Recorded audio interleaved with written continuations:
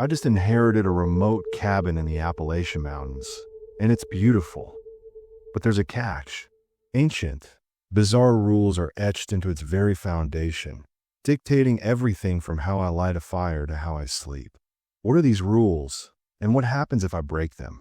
The phone call came on a Tuesday morning, interrupting my third cup of coffee and what had been a perfectly mundane day. A lawyer's voice, professionally detached, informed me that my great-uncle Tobias had passed away 3 weeks prior. I hadn't even known Tobias existed until that moment. Apparently, he'd lived alone for the last 40 years in the mountains of western North Carolina, and in his will, he'd left everything to me, his only living relative. Everything turned out to be a cabin. Just a cabin. No money, no possessions of value. Just a remote structure somewhere in the Appalachian wilderness. The lawyer, Mr. Hartwell, explained that the property had been in our family for generations, passed down through a specific bloodline that I'd somehow ended up being the last of. He made it sound almost ceremonial, the way he emphasized certain words. Legacy, responsibility, tradition. I'll admit, my first reaction wasn't excitement. It was suspicion. Who leaves a random cabin to someone they've never met? What was the catch? Was it condemned? Built on toxic waste? Haunted? That last thought made me laugh at the time. If only I'd known how close to the truth that joke would prove to be. But curiosity won out. It always does with me. That night, I spent hours researching the location Mr. Hartwell had provided.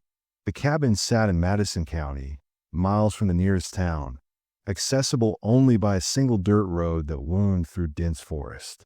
Satellite images showed nothing but green canopy.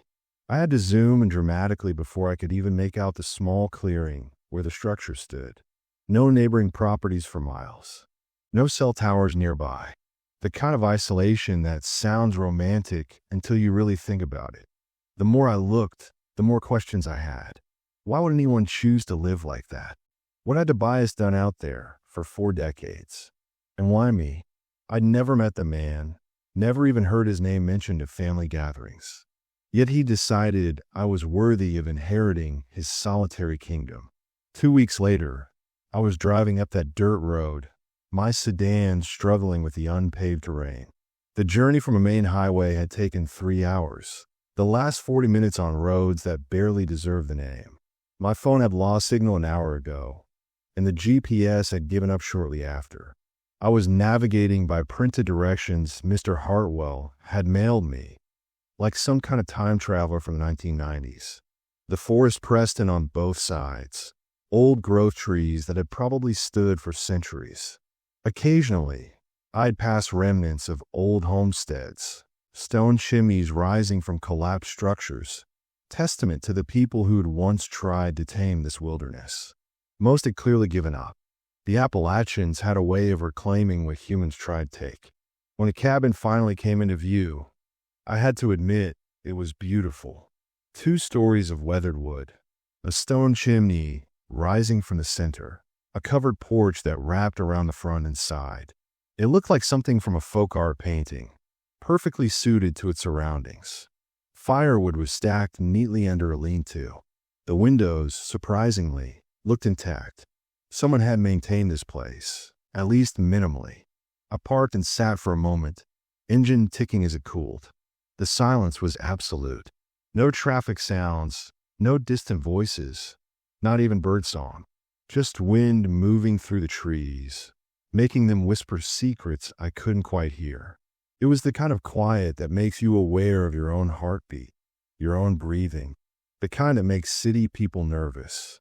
The porch steps creaked under my weight. The door was unlocked, just as Mr. Hartwell had said it would be.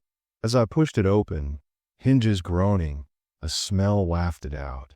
Old wood, dust, and something else. Herbs maybe, dried flowers. It wasn't unpleasant, just unexpected. The interior was surprisingly cozy. A stone fireplace dominated one wall, with a heavy wooden mantel above it. Simple furniture, handmade by the look of it. Shelves lined with books and jars. A kitchen area with an old cast iron stove. Stairs leading to what I assumed was a bedroom loft. No electricity that I could see, but oil lamps sat on various surfaces. This was genuine off-grid living. But it was the walls that caught my attention. Carvings. Everywhere. Not decorative art, but words. Rules. Carved directly into the wooden beams and planks. Some so old the wood had darkened around them. Others fresher. They covered every wall. Some at eye level. Others near the ceiling or close to the floor, as if they'd been added over years, decades, maybe centuries. The sight of them made my skin prickle. I moved closer to read the nearest one, carved into the beam beside the fireplace. The door must be closed and barred before the sun sets completely. Never leave it ajar after dusk. Another, near the kitchen. Leave an offering on the hearth every night. Fresh bread, milk, or meat. It must not spoil. And another, by the stairs. Do not acknowledge sounds outside the cabin after midnight. They are not what they seem. I counted 23 rules on the ground floor alone. My hands started shaking as I read them. What kind of person lived like this? What had Tobias been afraid of? A notebook sat on the table, leather-bound and thick. I opened it to find more rules, written in various hands over what must have been generations. Dates went back to the 1800s. Each entry added new rules or reinforced old ones, and many included notes about what happened when rules were broken. One entry from 1923 made my blood run cold. John tried to prove the rules were superstition. He left the door open one night, insisted nothing would happen. We found him 3 days later in the woods.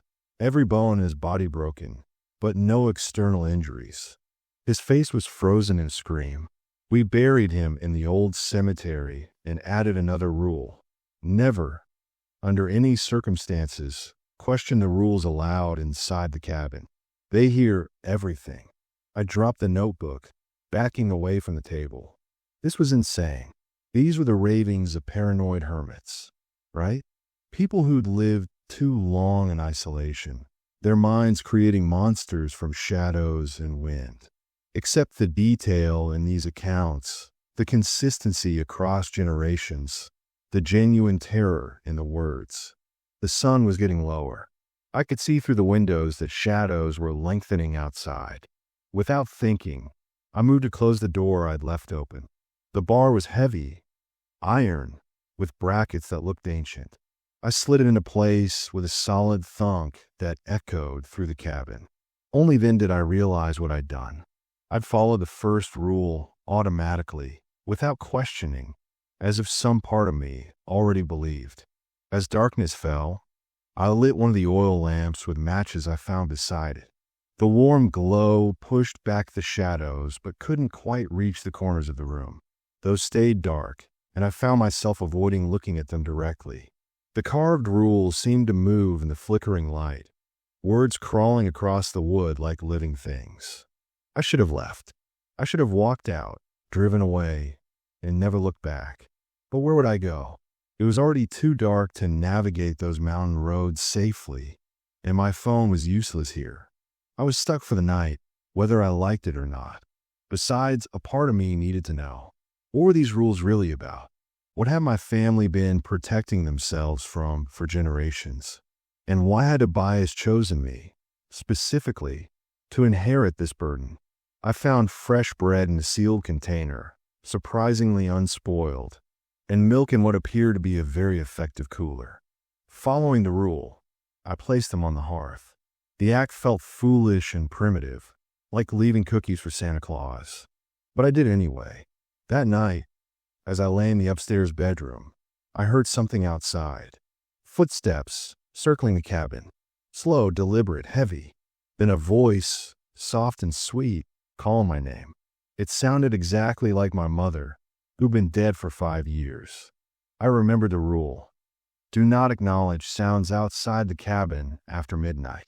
I pulled the blanket over my head and didn't make a sound, even as the voice grew more insistent, more desperate, even as whatever was out there began to scratch at the walls. Even as I realized that Tobias hadn't been paranoid at all. He'd been protecting himself from something very, very real. The scratching continued for 3 hours. I know because I watched the wind-up clock on the bedside table. It's ticking, the only sound I allowed myself to acknowledge. The voice outside cycled through everyone I'd ever loved. My mother, my father, my best friend from childhood, Emma, even my college girlfriend, whose voice I hadn't heard in years. Each one perfect, each one begging me to open the door, let them in, just talk to them through the window. The most terrifying part wasn't the imitation. It was the intimacy. Whatever was out there knew things. Private things. It repeated conversations I'd had. Mentioned memories only the real people would know. When it used Emma's voice, it brought up the summer we'd spent building a treehouse. The exact words we'd carved into the wood. The secret we'd never told anyone. When dawn finally broke, the sound stopped instantly. No gradual withdrawal, no fading footsteps. One moment there was scratching and pleading, the next absolute silence. I waited another hour before leaving the bedroom, my body stiff from holding myself so rigid all night. The offering on the hearth was gone. Not eaten, not scattered, simply gone. The plate sat empty, gleaming clean, as if it had been licked. I felt sick. I spent that morning reading through more of the journals. There were a dozen of them, stacked on a shelf, creating a timeline of occupation stretching back to 1847. The cabin had been built by my ancestor, Jeremiah Thorne, who'd come to these mountains searching for something. The early entries were vague about what, but he'd found this particular spot and claimed it held power. Old power, he wrote, that predated human settlement by millennia. The rules had come later, learned through trial and error, written in blood, both literal and metaphorical. Each generation added to them, refining them, discovering new boundaries. Some rules were seasonal, some were absolute, all were necessary. I found the entry about the door. Jeremiah had written it himself in 1849. The boundary between inside and outside must be respected absolutely. The cabin is consecrated ground, blessed by methods I dare not record. But the blessing only holds if we maintain the separation. Dusk is when they grow strong.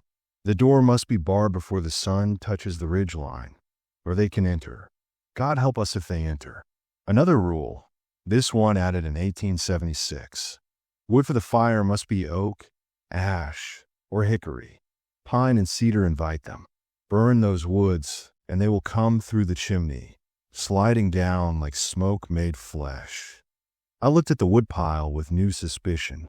Someone, presumably Tobias, had been careful about what he'd collected. I need to maintain that same diligence. By noon, I decided to break a rule. Not a major one, just enough to test the validity of these claims. Because surely this was all elaborate family mythology, paranoia passed down and reinforced through isolation. The sounds last night had I been animals, wind, my own exhausted mind playing tricks. I chose what seemed like the smallest rule, one carved near the back window.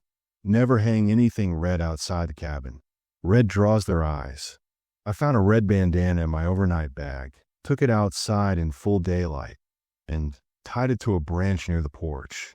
The day was beautiful. Sunlight streaming through the leaves, birds actually singing now. Everything seemed normal, natural. I felt foolish for having been so frightened the night before. The consequence was immediate and undeniable. The birds stopped singing, just stopped, mid-song, as if someone had pressed a mute button on the forest. The temperature dropped, not gradually but all at once. My breath suddenly visible in air that had been warm moments before. And then I felt it. Attention. Vast, ancient, malevolent attention turning toward the cabin like a spotlight, swinging around to illuminate a target. I ran back inside, slammed the door, my heart hammering. Through the window, I watched the bandana. It moved, not from wind, but as if something invisible was examining it, turning it over. The fabric began to darken, red bleeding to brown to black, as if it was aging decades in seconds. Then it crumbled to dust, and fell from the branch. The temperature returned to normal. The birds resumed their songs. But I stood there shaking, knowing I'd just confirmed my worst fear. The rules weren't mythology. They were survival. I spent the rest of the day reading obsessively, trying to understand what I was dealing with. The journals never gave it a name. This thing the rules protected against. They called it them, or the others, or sometimes just the old ones. Descriptions were maddeningly vague, possibly because each person saw something different, or possibly because looking at them directly was itself dangerous. Another unwritten rule. What I gathered was this. Something ancient lived in these mountains, predating human settlement, possibly predating humanity itself. The cabin had been built on a boundary, a thin place where the barrier between worlds was permeable. Properly maintained, the cabin could be a sanctuary. But the rules had to be followed exactly, because whatever was out there was patient and clever, always probing for weaknesses, always trying to find a way in. One journal entry from 1934 was particularly chilling. A woman named Eleanor Thorne wrote, "I saw one today, just for a moment when the light was wrong. It stood at the tree line, shaped like a man but too tall, too thin, joints bending in ways they shouldn't. Its face was smooth, featureless, except for the eyes. So many eyes, opening and closing across its head like mouths. It watched the cabin for 3 hours before fading into the shadows. I don't know what it wants, but I know we're only safe as long as we follow the rules Jeremiah left us. They're not trying to get in to visit. They're trying to get in to feed." That evening, I followed the rules carefully. Door bar before sunset, fresh offering on the hearth. This time smoked meat I had found in a sealed container. All lamps lit with proper oil, none scented with pine. I even followed one of the stranger rules, placing an iron knife under my pillow, point facing north. The night was worse than the first. They came earlier, and there were more of them. I could tell by the variety of sounds. Footsteps circled the cabin in patterns, multiple sets creating a rhythm like drums. The voices were more aggressive, mixing pleas with threats, promises with curses. Something heavy slammed against the walls, making the whole structure shudder. But the cabin held. The rules worked. Around 2 a.m., I heard a new sound. Crying. A child, sobbing desperately, calling for help. The voice was so pitiful, so genuinely terrified that I found myself halfway down the stairs before I remembered the rule. Do not acknowledge sounds outside after midnight. But this was a child. What if someone's kid was lost out there, truly in danger? What if my paranoia caused me to let an innocent person die? I stood frozen on the stairs, every instinct screaming at me to help, to at least look outside and check. The crying continued, growing more desperate. Then I heard words between the sobs. "Please, please let me in. They're coming for me. Please, Tobias told me to find this cabin. He said I'd be safe here. Please, Tobias." It knew Tobias's name. The crying broke into laughter, high and cruel, not childlike at all. It had been testing me, trying to exploit my compassion. I returned to bed, pulled the covers up, and waited for dawn with tears running down my face, hating myself for not knowing what was real. Morning came. I'd survived another night, but I needed answers. The journals told me the rules, but not enough about the origin. Why was our family tied to this place? What obligation kept us here? And most importantly, could I leave, or was I bound to this cabin now, doomed to live out my days following ancient rules to keep ancient evils at bay? I decided to break my isolation. The journals mentioned locals who knew something of the cabin's history, people in the town below who'd lived in these mountains for generations. They might not know everything, but they'd know more than I did. The problem was the phone. No cell service, and I'd seen no landline. But then I remembered something. There was a rule about it, carved near the front door. The telephone works only on Sundays, and only for necessary calls. Do not use it for idle conversation. They listen to every word. It was Thursday. I had 3 days to wait. Those 3 days taught me the rhythm of life in the cabin. Wake at dawn. Check that all wards were intact. Small symbols carved into door frames and windows. Prepare breakfast using the surprisingly well-stocked root cellar. Spend daylight hours maintaining the property, gathering firewood, reading journals, learning. Prepare the evening offering.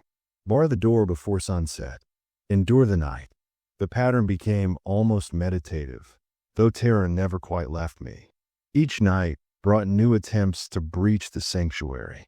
Each morning brought relief and exhaustion in equal measure. Sunday finally came. I waited until precisely 9 a.m., the time specified in the rule, and picked up the old rotary phone sitting on a corner table. I hadn't expected a dial tone, but there it was, clear and strong. I called the number Mr. Hartwell had given me for the Historical Society in the nearest town. An elderly woman answered, her accent thick with Appalachian drawl. Mountain Heritage Historical Society. This is Ruth speaking. Hello, my name is. I'm calling about the old Thorn property. I recently inherited it, and I'm trying to learn more about its history. There was a long pause. Then, her voice much quieter.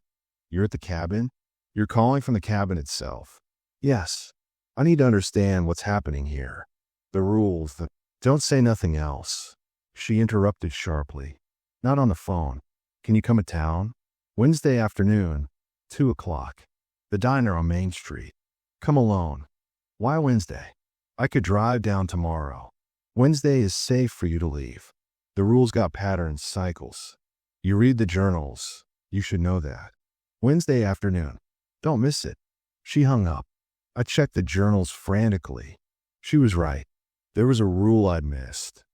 The cabin may be left safely on Wednesdays between noon and 4 p.m. Any other time invites them to follow when you return. Wednesday. I had 3 more days in the cabin, 3 more nights of whatever waited outside. But then I'd have answers. If I survived that long. The days until Wednesday passed in a strange mixture of routine and dread. I'd begun to understand the cabin's rhythms, the way the rules created a framework for survival. But understanding didn't make it easier. Every night brought fresh horrors, new tactics from whatever lurked in the darkness outside. Monday night, they tried silence. Absolute, suffocating silence. No sounds at all, not even the natural noises of the forest. The absence of sound was somehow worse than the scratching and voices, because my mind filled the void with imagination. What were they doing out there in that terrible quiet? Were they planning something new? Had they finally found a way through? Tuesday night was worse. They mimicked Tobias. The voice was elderly, weak, desperate. It called to me from just outside the door, begging to be let in, claiming he'd been locked out accidentally, that he was dying in the cold. The voice was so convincing that I found myself checking the journals, verifying that Tobias was truly dead. I found his final entry, dated 3 months ago. I'm dying. The cancer has spread too far, and I refuse to die in some hospital. I'll die here, where I've lived for 40 years, where my family has maintained the watch for generations. I've left the cabin to my great-nephew. I've never met him, but the bloodline has chosen him. I pray he's strong enough to understand what I'm passing on. This isn't just property. It's a responsibility, a duty that stretches back centuries. The rules must be maintained. The watch must continue. If they ever break through, if they ever breach this sanctuary, they'll spread like disease through the valleys below. Thousands will die, maybe more. We are the barrier, the keepers of the threshold. It's a burden I've carried alone, but it's a burden I pray he'll accept. God forgive me for forcing this choice upon him. I sat on the floor after reading that, the weight of inheritance suddenly crushing. This wasn't just about my survival. According to Tobias, I was protecting everyone in the valleys below, maybe everyone in the entire region. The cabin was a cork in a bottle, containing something that wanted desperately to spill out into the world. But could I believe that? Or was it just more family mythology, delusion stacked on delusion until it felt like truth? Wednesday arrived. I followed the preparation rules meticulously. Specific words carved over the door had to be read aloud before leaving. I depart with respect. I return with humility.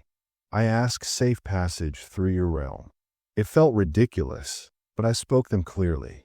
The drive down the mountain in full daylight felt surreal. The forest looked normal, beautiful even.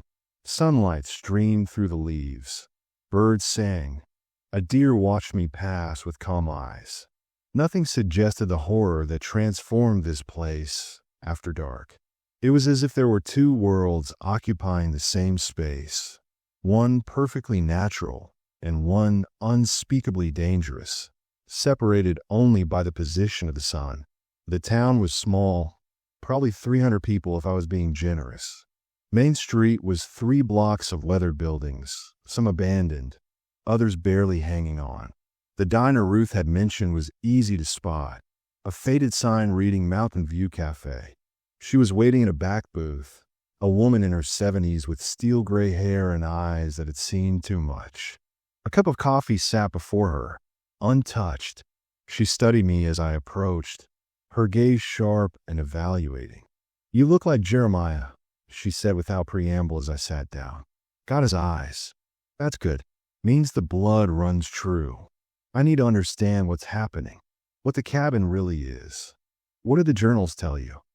That something ancient lives in those mountains, that the cabin protects against it. Then my family's been maintaining this barrier 4 generations, but they never explain what it actually is." Ruth leaned forward, lowering her voice even though we were alone in this section of the diner. "Because some things get stronger when they're named. Some things become more real when they're defined. Your ancestors understood that. They kept it vague on purpose. So tell me without naming it. Help me understand." She took a breath, considering her words carefully. "These mountains are old, not just geologically, but spiritually. There are places where the world is thin, where other things can press through. Most of those thin places are just weak spots. But your family's land is different. It's a doorway, and something on the other side has been trying to open that door for a very, very long time. What do they want? To spread, to consume, to transform. They're not demons, not spirits, not anything with a name you'd recognize. They're older than human concepts, and they're patient. They've been probing that barrier for centuries, testing the rules, looking for loopholes." A waitress approached, but Ruth waved her away impatiently. "Your ancestor, Jeremiah, he didn't choose that spot randomly. He was drawn there, called to it. Some people are sensitive to those thin places, and the blood in your family has always carried that sensitivity." He realized what he'd found, and instead of running, he decided to contain it. He built the cabin on the exact center of the doorway, using specific materials, blessed by methods passed down from even older traditions. Cherokee, some of it. European folk magic, some. Other sources we don't talk about. And the rules. They define the barrier. Magic isn't just about power. It's about boundaries and definitions. The rules create a structure, a framework that keeps the doorway closed. As long as they're followed exactly, the cabin remains consecrated ground, a sanctuary. But break even one rule, and you create a crack. And they're always watching for cracks. Why my family? Why does it have to be us maintaining it? Ruth's expression darkened. Because your ancestor made a deal. The cabin would hold as long as his bloodline maintained the watch. Generation after generation, someone had to be there, following the rules, keeping the vigil. It's a contract sealed in blood and spirit. You can't just walk away from it. My chest tightened. What if I do? What if I just leave, sell the property, refuse this responsibility? The rules fail. The barrier collapses. And they come through. She met my eyes, and I saw a genuine fear there. You think last year was bad? All the strange deaths in the region? 3 hikers found dead with no cause. The entire Patterson family disappeared from their farmhouse. That was them. Just their influence leaking through because Tobias was dying and the barrier was weakening. if it fails completely. She didn't need to finish. I understood, but I never agreed to this. I never wanted this. Your blood agreed generations ago. That's how these things work. You inherited more than just property. You inherited an obligation. I sat back, feeling nauseous. This is insane. I have a life outside these mountains. A job, friends, an apartment. Had, Ruth corrected gently. Past tense. You're the keeper of the threshold now. The cabin is your life, your prison, your purpose.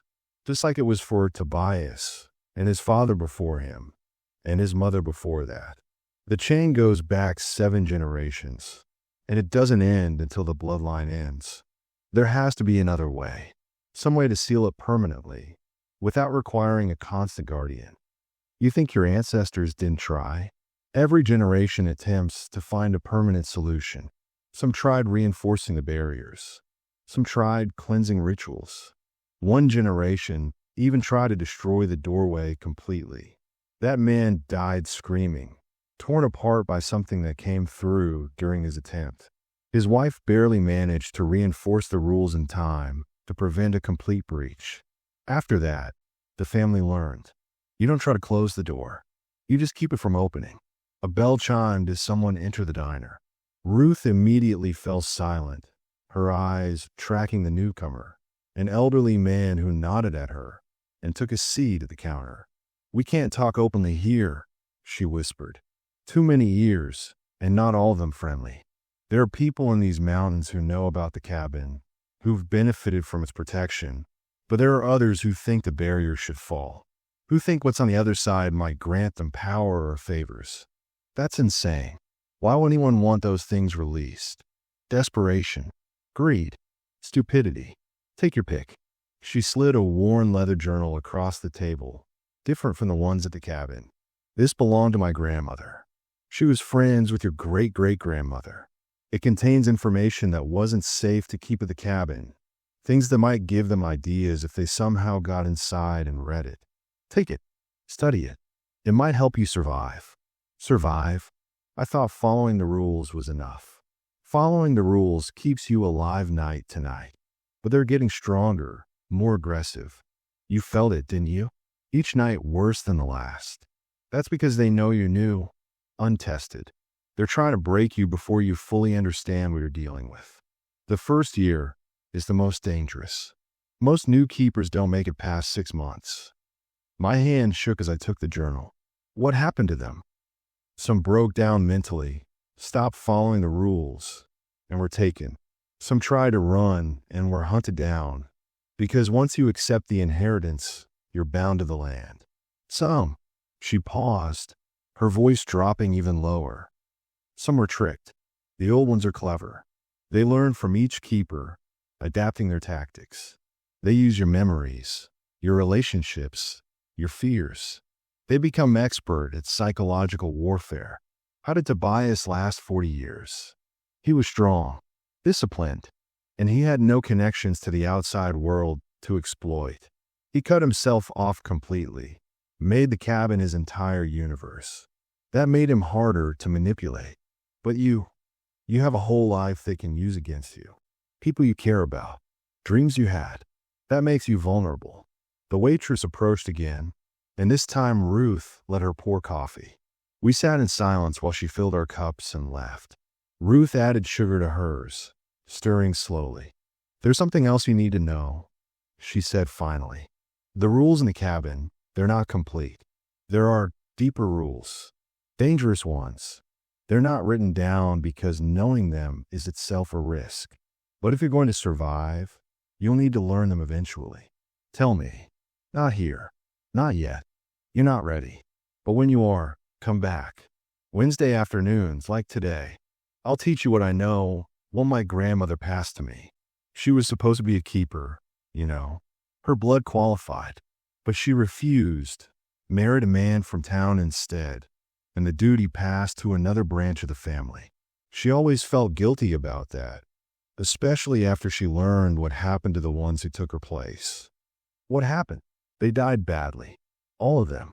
Within 5 years. Ruth stood, leaving money on the table for the coffee. You need to get back before 4 o'clock.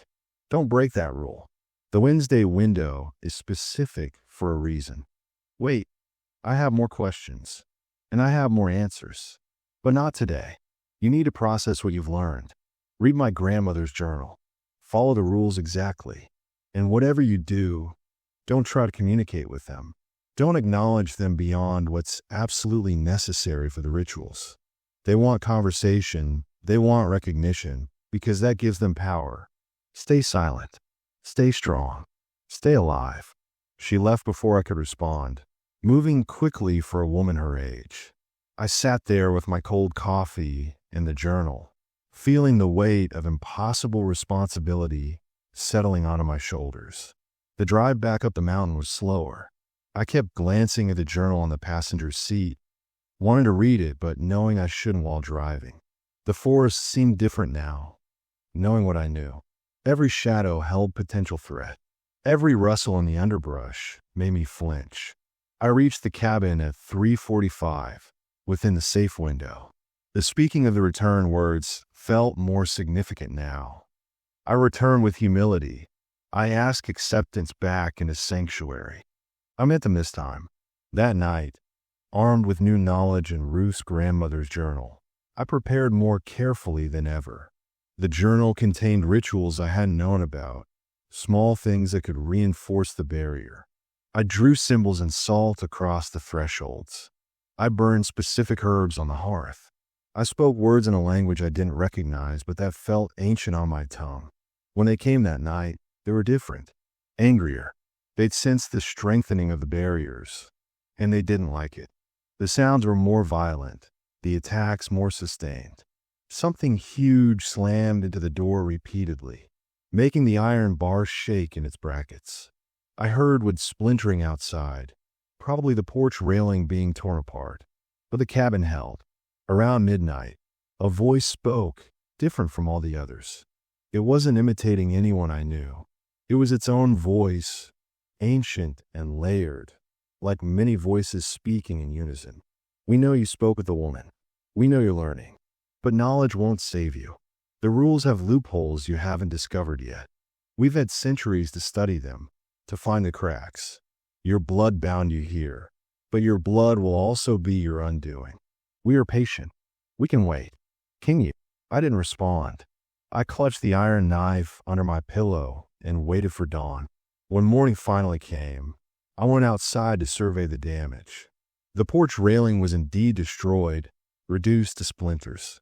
Deep gouges marred the door, for parallel lines as if made by massive claws. And carved into the dirt of the clearing, in letters 10 feet high, were 2 words. Year 1. It was a countdown, a threat, a promise. My first year as keeper of the threshold had officially begun, and they were letting me know they were counting every single day.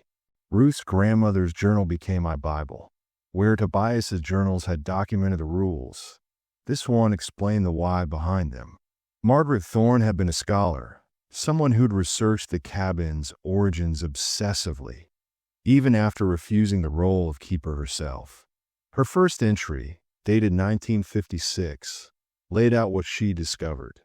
The doorway pre-exists human civilization in these mountains. Cherokee legends speak of it, though not directly. They called this area the place where the shadow moves wrong, and their people avoided it for generations. Only their medicine men would come here, and only for specific rituals meant to reinforce what they called the binding. When Jeremiah settled here, he wasn't the first.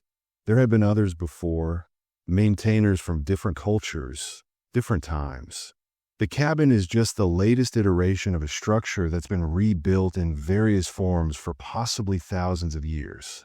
The duty is older than our family. We simply inherited it from whoever came before. That realization should have been comforting, knowing this burden had been carried successfully for millennia, but instead it terrified me. Thousands of years of vigilance, and still the things outside hadn't given up. How long could I possibly last?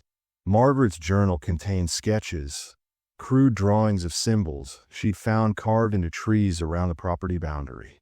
They formed a perimeter, she wrote, a secondary barrier that extended beyond the cabin itself. These marks must be maintained.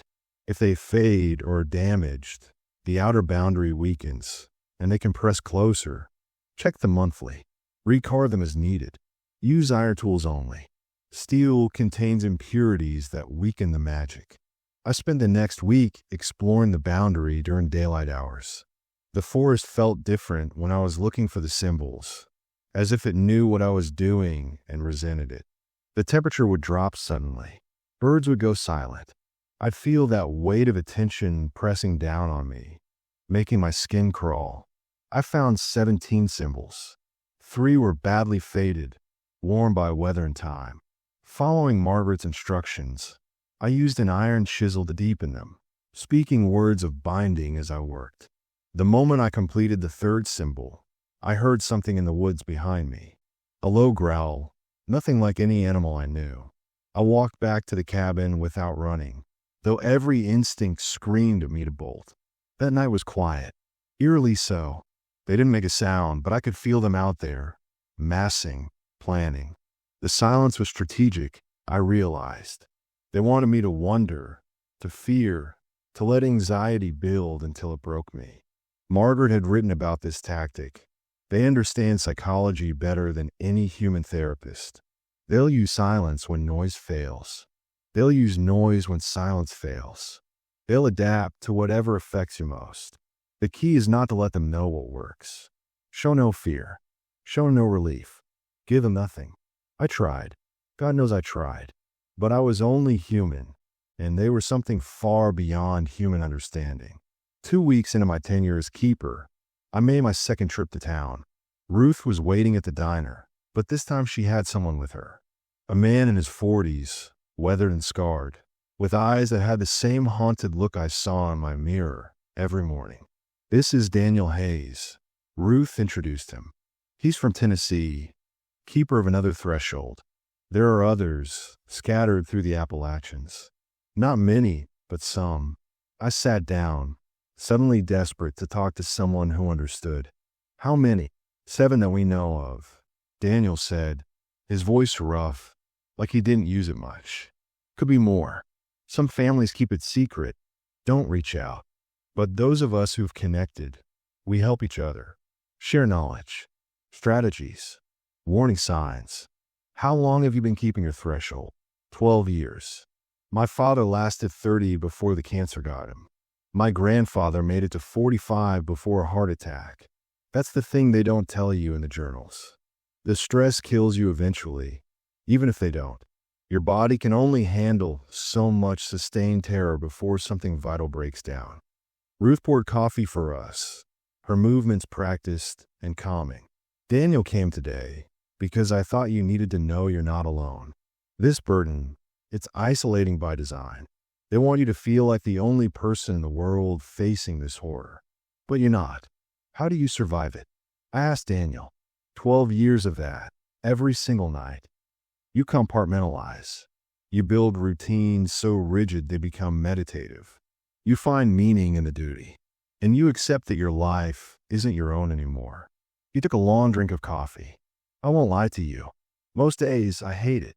I resent my father for dying, for passing this to me. I resent my ancestors for making whatever deal bound us to this. But then I remember what happens if I quit. The last keeper who abandoned their post, that was in Kentucky, 1987. Within 3 months, 37 people died in the surrounding area. Hunters found dead in the woods. A family murdered in their home. A school bus that ran off a road with no apparent cause. They spread like disease when they break through. So I stay. We all stay. Has anyone ever broken free? Into the contract somehow. Daniel and Ruth exchanged glances. It was Ruth who answered. One family tried, in Virginia, about 60 years ago. They performed a ritual they'd found in an old book, something meant to sever the blood obligation. It worked, in a sense.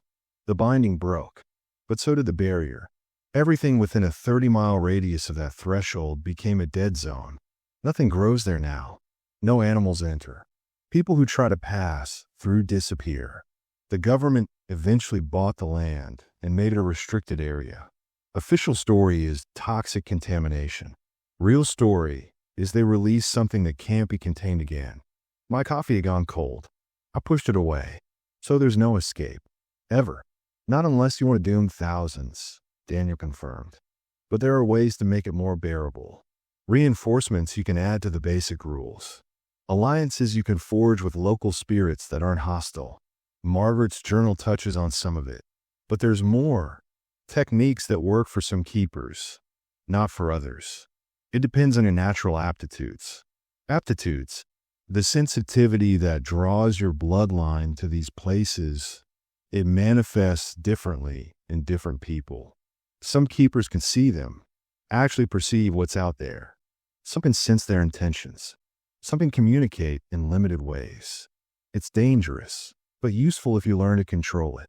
I thought about the sounds I'd heard, the voices. I hear them perfectly. Every voice they mimic is exact, down to speech patterns and memories. Daniel nodded. Auditory sensitivity.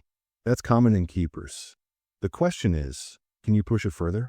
Can you hear the truth beneath the mimicry? Can you distinguish between a genuine sound and one they're creating? I don't know. How would I practice that without putting myself at risk? Carefully, Ruth said. Start small. During the day, go into the forest. Listen. Try to sense which sounds are natural and which are them. Testing the boundaries, even in daylight. They're always there, always watching.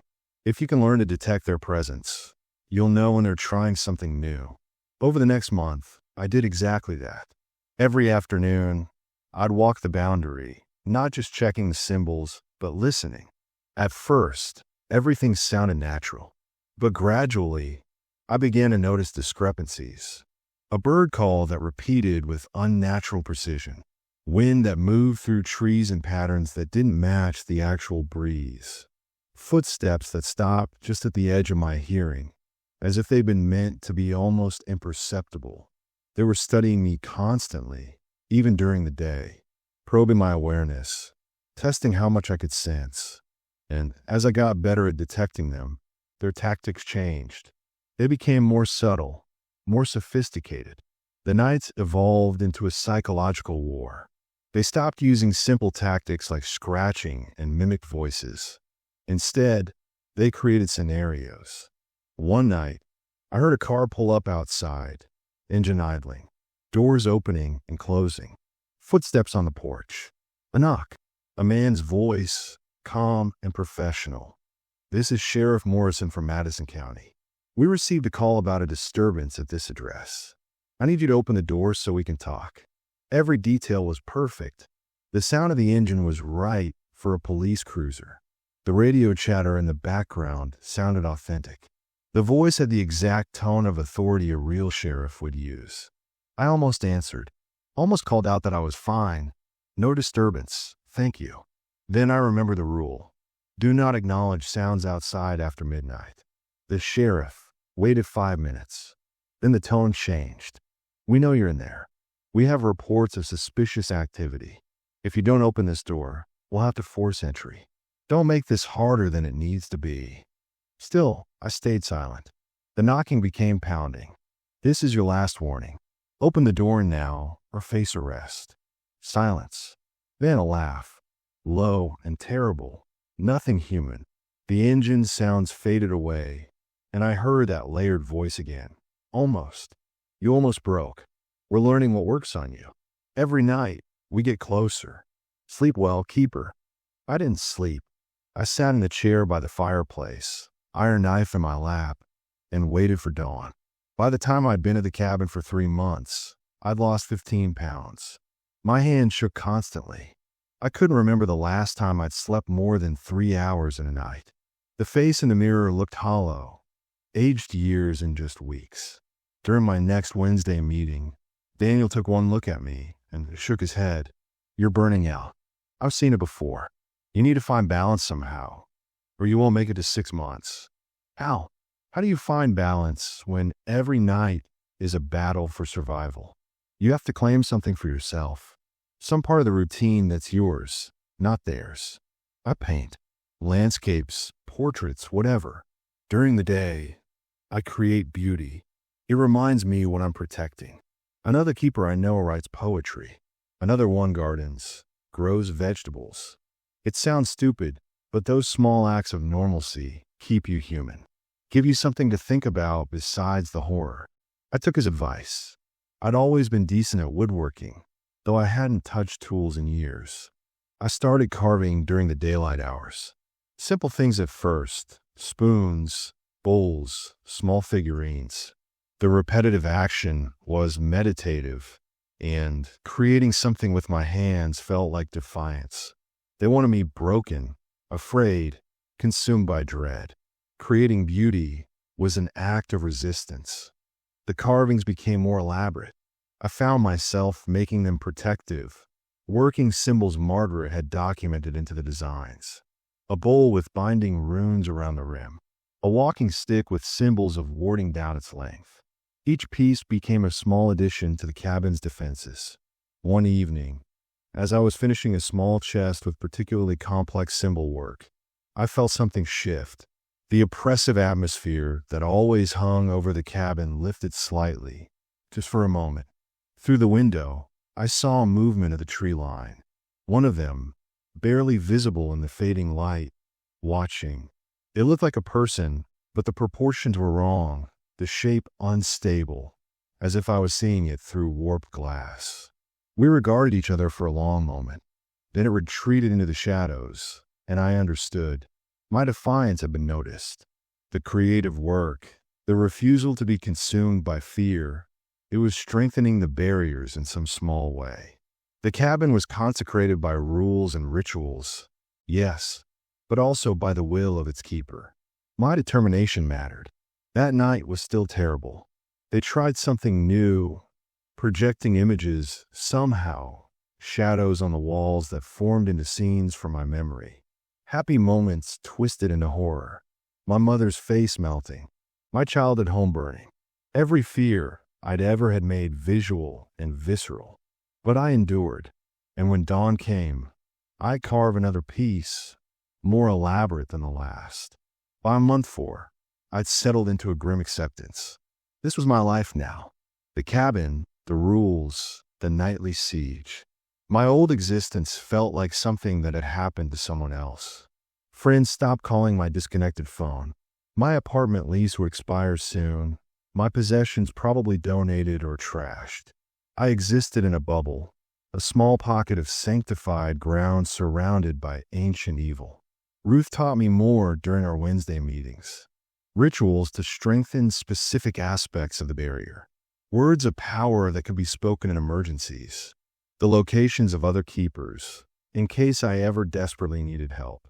Daniel shared stories from his years of keeping. The close calls, the near breaches, the times he'd almost broken. Year 3 was my worst, he told me. They learned my wife's voice, my daughter's voice. Created scenarios where they were hurt, dying, begging for help. I knew it wasn't real, but knowing didn't make it easier. I spent 6 months listening to my family scream outside every night. Nearly put a bullet in my head twice. What stopped you? Spite. He laughed bitterly. Pure, stubborn spite. I refused to give them the satisfaction. And eventually, they moved on to different tactics. They get bored if something doesn't work. The key is outlasting their patience. Month 5 brought my first real emergency. I've been careful, meticulous about the rules, but exhaustion made me sloppy. One evening, just after sunset, I realized I'd forgotten to place the offering on the hearth. I've been distracted by a carving project and lost track of time. The moment I realized, I felt it. A crack in the barrier, small but significant. The temperature plummeted. Every lamp in the cabin flickered. Outside, that terrible silence fell, the absence of all natural sound. Then, a voice inside the cabin, not outside, inside, coming from the dark corner behind the stairs. Mistake. You made a mistake. I scrambled to the kitchen, grabbed bread and milk, practically threw them onto the hearth. Spoke the words of offering frantically. The cold remained. The voice laughed, echoing from impossible directions. Too late. You broke the pattern. You created a crack. We're inside now. Finally inside. I pulled the iron knife from my belt, spinning to face every shadow. Margaret's journal had mentioned emergency rituals, last resorts if the barrier was breached. I tried to remember the words, the gestures, my mind racing with panic. Then I heard a sound that cut through the terror. Scratching, not on the walls or door, but on wood. Frantic, desperate scratching, coming from the chest I'd carved, the one with the protective symbols. I rushed to it, threw it open. Inside was a folded piece of paper I'd never placed there. I grabbed it with shaking hands and unfolded it. Words were appearing on the paper as I watched, being written by invisible hand. They lie. The barrier holds. The crack was small. They're trying to make you panic, make mistakes. Stay calm. Breathe. Reinforce the offering with these words. What followed was a short phrase in that ancient language. I spoke it clearly, pouring my will into each syllable. The cold receded. The voice stopped, and I felt the crack seal, the barrier whole again. At the bottom of the paper, new words appeared. Margaret, I'm still watching, still helping. You're doing well. Stay strong. I sank to the floor, clutching the paper, tears streaming down my face. Margaret had refused the role of keeper, but she hadn't abandoned the responsibility entirely. Somehow, her spirit remained connected to this place, offering guidance to whoever carried the burden she'd rejected. I wasn't as alone as I'd thought. That night, despite everything, I slept for 5 solid hours. The first real rest I'd had since arriving. When I awoke, the paper was blank, but I kept it anyway, a reminder that others had survived this, endured this, overcome this. Month 6 arrived. According to Ruth, this was the milestone.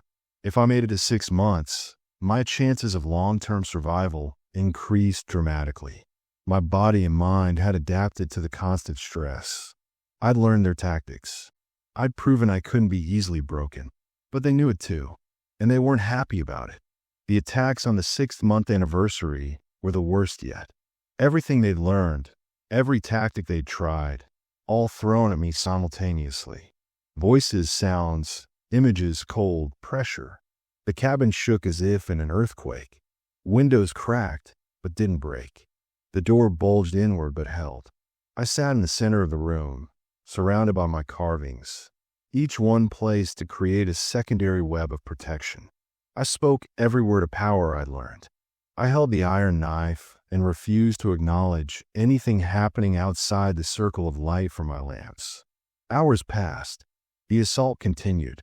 My voice grew hoarse from speaking the words. My hands bled from gripping the knife so tightly. But I didn't break. Just before dawn, that layered voice spoke one final time. You've passed the test. You're stronger than we anticipated. This threshold has a worthy keeper. But don't mistake our acknowledgement for mercy. The war continues. We have centuries. You have decades at most. We will be here when you fall, and we'll be here for whoever comes after you. This is eternal. Your resistance is temporary. Dawn broke. The siege ended. And I knew they were right.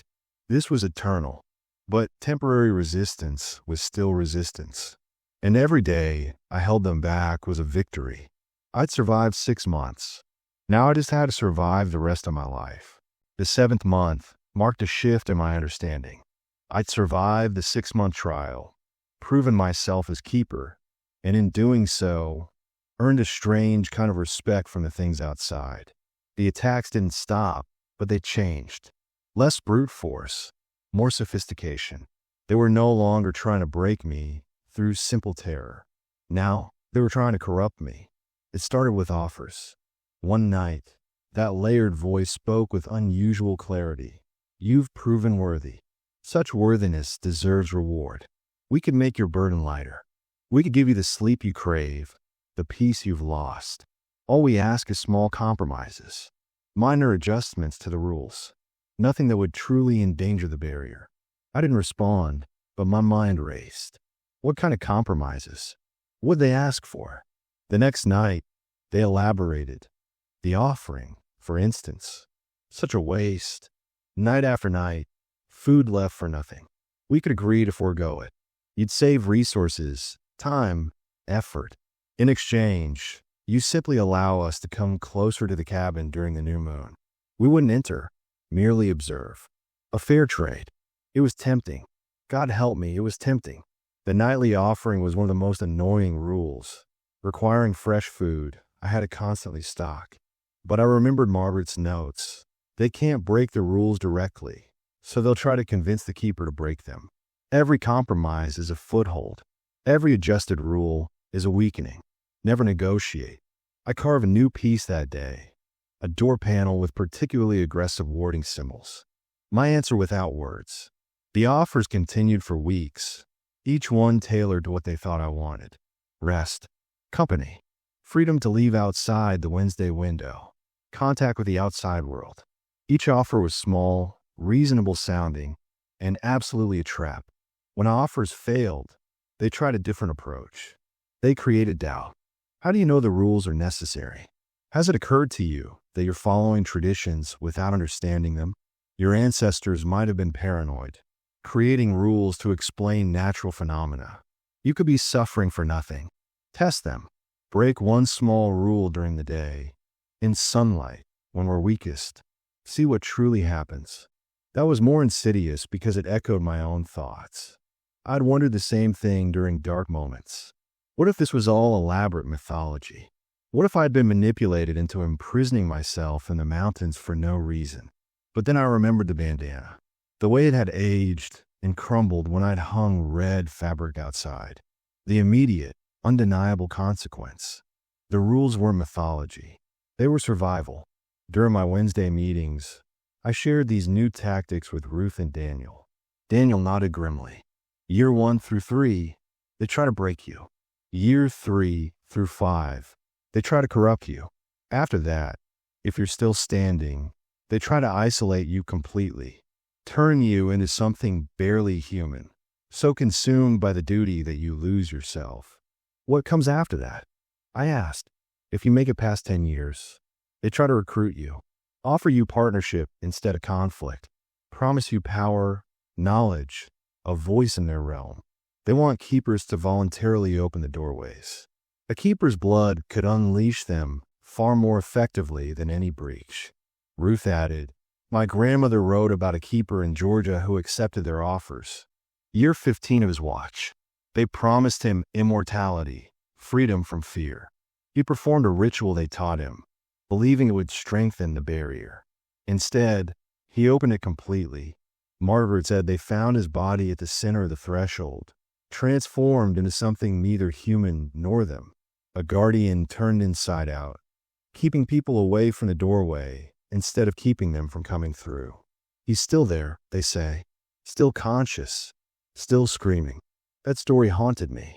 15 years of faithful service, and one moment of weakness destroyed everything. I thought about Tobias, lasting 40 years. What had they offered him in year 39? What had he refused that I might not be strong enough to refuse? Month 8 brought visitors. Real ones. I was carving on the porch, enjoying rare October sunshine, when I heard an engine. Actual, genuine engine noise, coming up the mountain road. I stood confused and alarmed. No one came up here. No one knew about me except Ruth and Daniel, and neither would come on a Thursday. A truck appeared, battered and mud-covered. 2 men got out, hunters by their gear. They looked surprised to see the cabin occupied. Hey there, the older one called. Didn't know anyone lived up here. We were scouting for deer, saw the road. You mind if we ask about the land? Every instinct screamed danger. But these were real people, I could tell. They had that solidity, that ordinary quality the things outside could never quite replicate. Still, I was careful. Private property, I said. Family land, not open for hunting. Fair enough. We'll move on.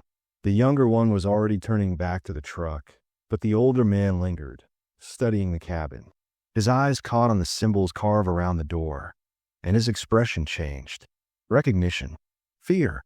You're the keeper, he said quietly. Jesus. I didn't think. My grandfather told me stories, but I thought they were just tales. You're actually living by the rules. You know about this place? Enough to stay away. Enough to know we shouldn't be here. He was already backing toward the truck. We'll go. We won't tell anyone you're up here. And if you need anything, supplies or whatever, there's a number my family keeps active. For emergencies. He pulled out a business card, placed it on the porch railing without coming closer, as if proximity to the cabin might contaminate him. Good luck. I mean that. What you're doing, thank you. They left quickly, the truck disappearing down the road in a cloud of dust. I picked up the card. Hayes Family General Store, with a phone number. Hayes, Daniel's family.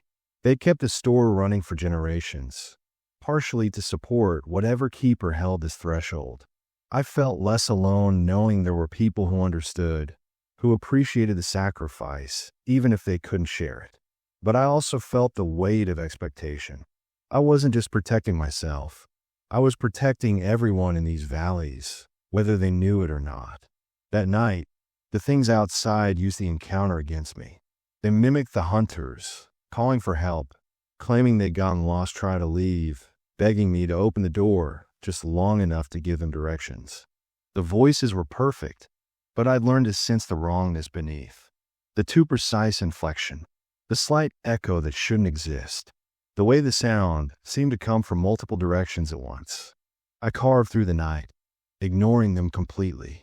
In the morning, I found tracks in the dirt outside. Not human. Too many toes, joints bending the wrong direction. Whatever had worn the hunter's voices had left its signature behind, a reminder that nothing here was as it seemed. Month 10. Winter came early to the mountains. Snow falling in heavy sheets that isolated the cabin even further. The Wednesday meetings became treacherous, roads barely passable. Twice I had to skip them, unable to risk the drive. Those weeks without contact were hard. The isolation pressed down, making the cabin feel like a prison rather than a sanctuary. But winter brought advantages too. The things outside seemed less active in the deepest cold.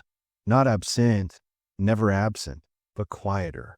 Their tactics shifted to long-term psychological warfare. Whispers at the edge of hearing. Shadows that move wrong. The sense of being watched constantly, even inside the cabin. I used the quieter nights to reinforce everything. I recarved every boundary symbol. I created new protective pieces, filling the cabin with warded objects. I memorized every ritual Margaret had documented and practiced them until the words came automatically. And I read. The journals contained so much information that I hadn't absorbed in my first panic months. Details about the nature of the threshold, theories about what exactly was on the other side. One entry from Jeremiah himself, dated 1851, offered insight. I've studied what little lore exists about these thin places. The Cherokee called them holes in the world, places where creation had been torn or left incomplete. They believed powerful spirits resided in these holes, neither good nor evil by human standards, but operating on alien logic. They're not demons seeking to corrupt souls. They're not monsters hunting prey. There's something older, something that exists outside human moral frameworks. They want into our world because they're trapped outside it, pressed against the boundary, desperate for what we have. Substance, reality, form.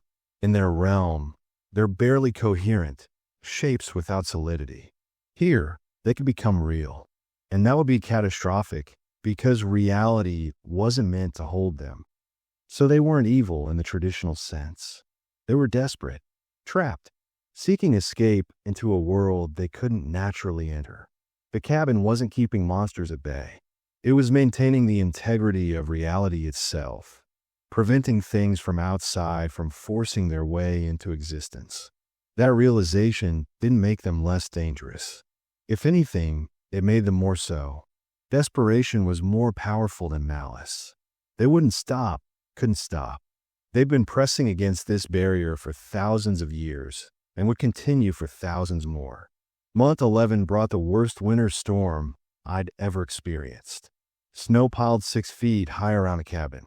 The temperature dropped so low that ice formed inside the windows. I burned through firewood at an alarming rate, constantly feeding the fire to stay warm. And they used it. On the third night of the storm, the fire went out. Just died, despite plenty of wood and air. The cabin plunged into darkness and cold.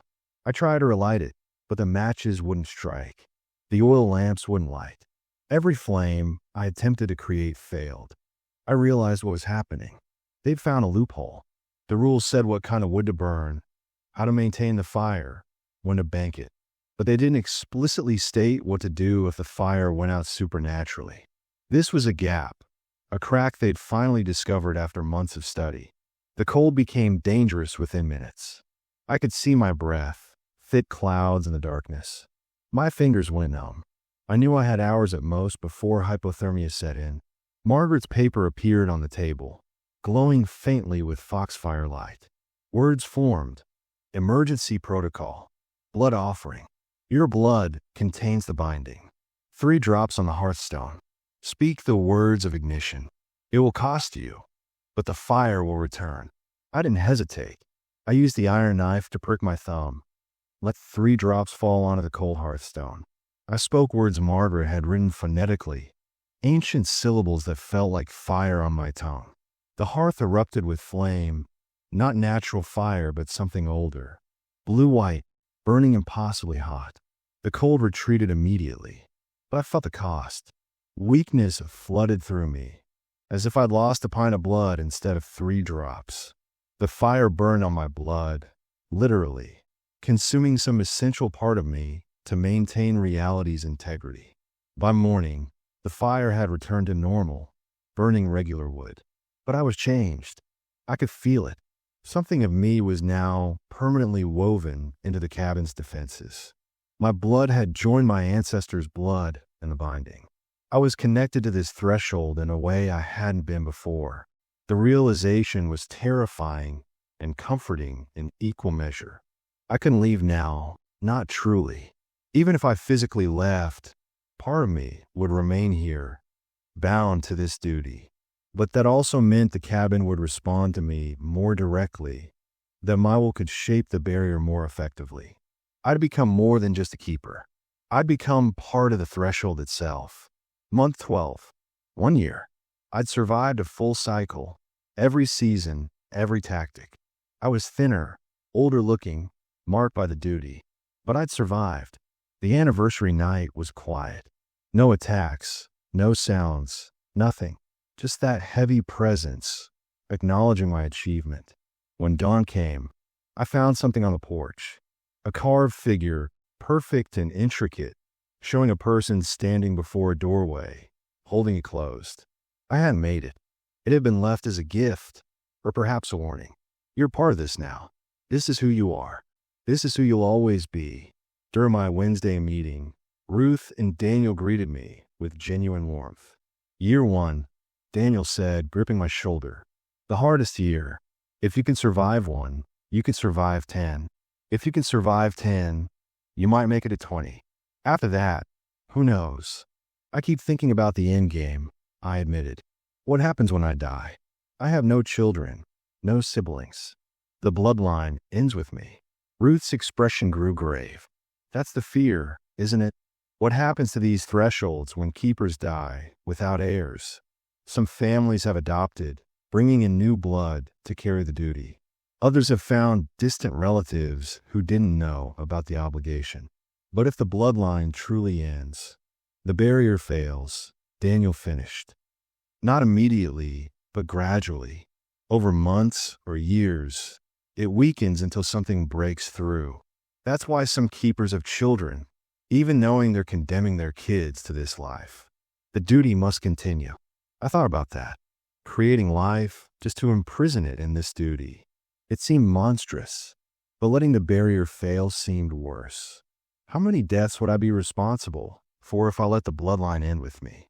There might be another way, Ruth said carefully. Margaret researched alternatives, ways to transfer the binding to someone willing, outside the bloodline. It requires both parties to agree, to undergo a ritual that connects them blood to blood. It's dangerous, possibly fatal, and it's never been tested in modern times. But theoretically, you could pass the duty to someone who chooses it, rather than inheriting it by birth. Would anyone choose this? You'd be surprised. There are people who understand the necessity. People who'd rather carry the burden than see thousands die. Not many, but some. It was something to think about. A potential future that wasn't just endless duty until death. But that was years away. Decades if I was lucky. For now, I had tonight to survive. And tomorrow night. And every night after that. The story doesn't end here. It can't. The duty is eternal. The watch never-ending. I'm writing this account as a record, so whoever comes after me, whether born to it or choosing it, understands what they're taking on. The rules are real. The things outside are real. And the cabin is holding, one day at a time, one night at a time. I am the keeper of the threshold, the guardian of the boundary, the one who stands between the world as it is and the chaos that would consume it. My name doesn't matter. My life before doesn't matter. Only the duty matters. And I will maintain it, following the ancient rules, surviving each night, until I can't anymore. Because someone has to. Someone always has to. The mountains hold their secrets. The forests whisper their warnings. And in a remote cabin in the Appalachians, a light burns every night, marking a boundary that must never fall. This is my inheritance, my prison, my purpose. This is what it means to keep the watch. And the watch continues. Always. The end.